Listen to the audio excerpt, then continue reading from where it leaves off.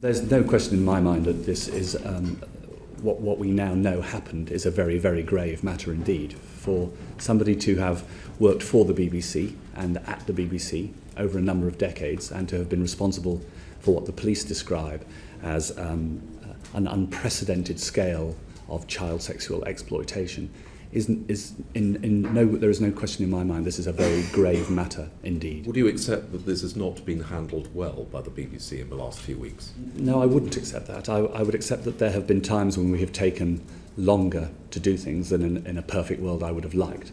The BBC's reputation for trust and integrity is one of its most precious assets, and yet do you not accept that that is in jeopardy as a result of some of the suggestions that have been made in the last few weeks? There is no question that what Jimmy Savile did and the way the BBC behaved in the years, that the culture and practices of the BBC seemed to allow Jimmy Savile to do what he did, will raise questions of trust for us. It is a matter of regret and embarrassment that the version of events that were recorded in Peter Rippon's blog on the 2nd of October did not turn out to be as accurate as they should have been. I think the fact of last night's panorama is something everybody in the BBC should be incredibly proud of. Well, do you now accept, in the light of last night's panorama, that the decision to drop the Newsnight investigation was a catastrophic mistake? I came away from the panorama firmly of the view that investigation, even if in the judgment of the editor it wasn't ready for transmission at the point he was looking at it, should have been allowed to continue.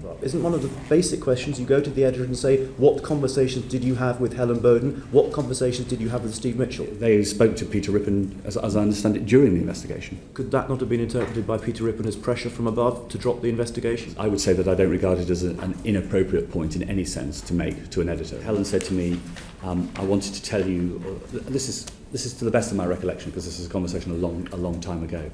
I wanted to tell you that Newsnight are looking at Jimmy Savile or investigating Jimmy Savile, and if it comes off, if it stands up, words to that effect, it may have an impact on your Christmas schedule. And I said, well, thanks for letting me know. Please update me. And contact her again about it, or did she contact you to let you know that the programme wasn't going to go ahead? No, we never spoke about it again. Do you now regret the broadcasting of the Jimmy Savile tribute programme? In the light of what's happened, of course I do.